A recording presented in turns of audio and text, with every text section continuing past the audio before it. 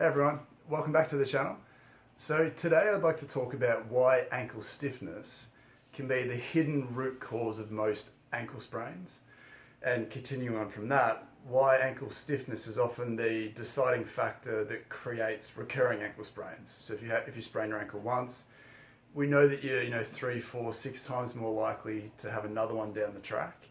And we often put this down to something to this idea that because you've overstretched and damaged the ligaments the first time, that those ligaments are now loose. And if you keep spraining your ankle, we live with this idea that it's because you have loose ankles and they just keep going and going and going.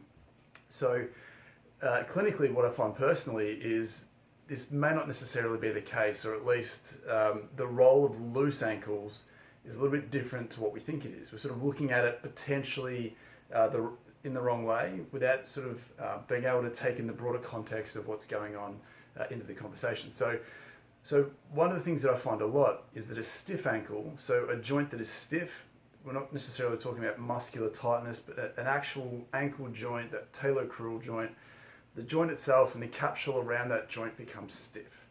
And the reason why this is so important with ankle sprains, beyond the rolling incident that happens, is the stiffer your ankle is, the less movement options you have, the less give you have in the joint, in the system, to buffer a rolled ankle.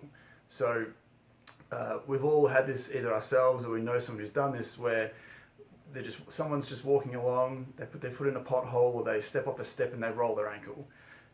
What this essentially does, you obviously need that rolling incident to create the injury. But what I want to promote underneath this is there almost has to be some level of stiffness or dysfunction present before that moment that doesn't tolerate that situation. So what I find personally is, as someone who used to have really stiff ankles and who's worked really hard on my ankle mobility, whose ankles are now freer, what I've realized is you're allowed to roll your ankle and not hurt yourself. If you have the slightest roll and you hurt yourself, then that tells us that going into that particular motion, you were subpar beforehand, and you may not have been sore, you may not have had any injuries previously, but there's every chance that the joint isn't functioning normally or doesn't have the capacity to function normally, which means it can't buffer abnormal scenarios. And the interesting thing about most ankle rolls is a lot of those aren't necessarily extreme rolls. They just test out the limits of your mobility. There's obviously nasty ones where someone jumps and lands and rolls as they land, or someone rolls off a step and all their weight goes through their foot, and it's very easy to come away with a broken ankle as well as torn or ruptured ligaments. But again, the point I want to promote here is that the quality of your ankle function before that often determines how you go after that. So if you have normal mobility in your ankle, so the joint isn't stiff, it functions really well, then you've got a greater capacity to buffer a bad situation. And of course, some situations can be so bad that they're going to surpass anyone's ability to tolerate that. That's understandable. That's not necessarily what we're talking about here, because the overwhelming majority of people who roll their ankles don't necessarily do it in any heroic fashion. It's just a simple roll.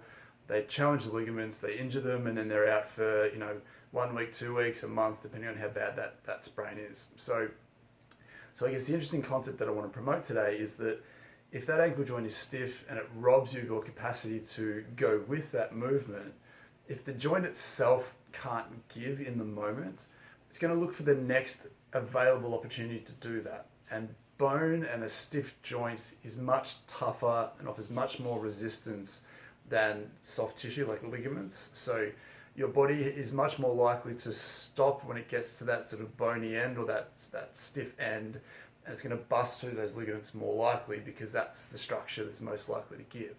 So what we see a lot, and this is a huge part of my rehab, is we highly underrate the ability to mobilize a stiff ankle to give that person back their movement options so that they don't have to use their ligaments when it gets to that point. Obviously, ligaments are there to stabilize your joint, but in the purpose of a rolled ankle, you want to make sure that you've got enough mobility in the joint to go with that movement before you get to the challenging those ligaments. And again, there's situations where it doesn't matter how good you are, you're possibly going to damage your tissue regardless.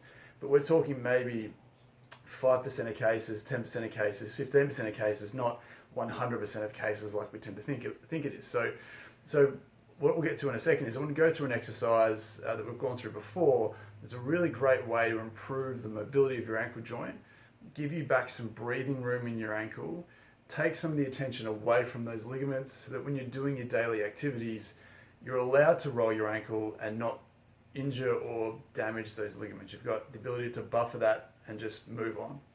Now, as a quick story for me, back home in Australia, probably 6 years ago now, I was working really hard on my ankle mobility, and I was tiling some steps. What happened was I walked and I rolled my ankle off the step, and if that had been me 4 or 5 years prior, there's every chance that there was enough force there that I would have obviously damaged the ligaments, but I could have broken my ankle, I could have done some serious damage there that could still plague me today based on the consequences of that action. But because I've been working a lot of my ankle flexibility, all that happened was I rolled my ankle and my leg and my body went with it. So I definitely scared myself. It was a little bit of a shock because of how nasty it was. I got a tiny little bit of swelling for maybe half an hour or so, but essentially I was fine. So I walked away from that because my ankle was far more mobile than a previous version of myself. And if that previous version of myself with stiffer ankles had been in that situation, I wouldn't have had that capacity to give and to go with that movement and potentially save my ankle. So what I want to go through today is I want to give you the capacity to improve the function of your ankle by taking away some of that stiffness, take away that handbrake, so that if you are someone who's prone to rolling your ankles and spraining your ankles, you can start to claw back that function and go from someone who has weak ankles to someone who used to have a problem with their ankles and now you're fine. So how that looks basically, as I said, we've gone through this before, but the good old power band is amazing for this. So we're going to do the banded ankle stretch. So hopefully you can see this on camera, but all it basically is hooking the band above your ankle bone and stretching that band out as far as you feel comfortable without something following you. And all we need you to do is just bend that back ankle. And what we're looking for is we're looking for some pressure or some tension down the back of the ankle. You might feel it in your Achilles a little bit, but we're looking for a deeper sensation. It might not even be a stretch, but we're looking for a pressure feeling. And again, we want that knee to rotate out.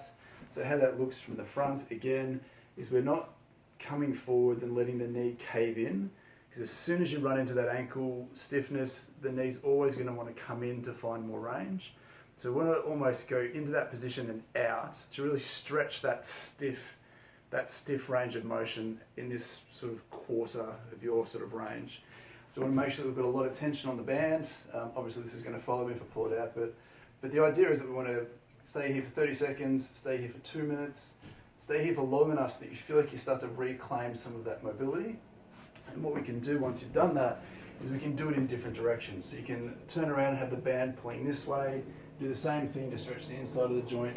You can turn around and have the band pulling that way again to stretch the outside of the joint a little bit more. So, but the point of, I guess, this video is just to say that if you are someone who A, wants to avoid an ankle sprain, or B, is recovering from an ankle sprain / C, keeps getting ankle sprains, I really want to promote this idea of moving away from this idea that you have weak ankles, and you certainly need to work on your strength, your balance, the conditioning around that area. It's going to be some muscular tightness, whether it's your calf or some of the muscles in your foot. But the overarching idea that I see a lot clinically is that if your ankle is stiff, then your body doesn't have too many options when you roll your ankle again. So, and we know again from previous videos, which I'll link up here, is that your balance improves when your ankle is looser. So that when the ankle joint is less stiff, again, you have more movement options and a better ability to stabilize and buffer challenges and changes in your balance. So we also know that your proprioception, your ability to know what's going on at the joint without looking at it, that joint sense perception improves with a looser ankle. It's worse when your ankle is stiff. So all these things together conspire to leave you with an ankle joint that's prone to injury. So it doesn't guarantee that you will have an injury because nothing's ever guaranteed, but hindsight's really clear that if you, I guess the looser your ankles are from a joint perspective, not necessarily from a ligament perspective, then the risk of injury, the risk of re-injury is very, very high. But more importantly, what we find clinically is the looser you get those ankle joints, then not only do you sort of have less chance of becoming injured, but when you have that moment where you roll your ankle, as I've said before, you can just buffer that better. So again, there's always a limit to that ability to buffer anything, and someone may be unlucky enough to reach that. But I think the thing that drove me to make this video is just that conversation that I have a lot where it's not just bad luck. There's tangible things that you can control to improve the function of that ankle and to decrease your risk of spraining your ankle or re-spraining your ankle consistently. So hopefully that's helpful. Hopefully that's a little bit of an insight into ankle sprains and ankle rolls. If you have any questions, obviously please let us know in the comments below. If you'd like to support us, it'd be great if you could leave a like down below, and also consider subscribing if you are new. It just helps these videos get out to more people, and hopefully they can help more people as a result. So until next time, I hope you enjoyed that. We'll see you soon. Bye.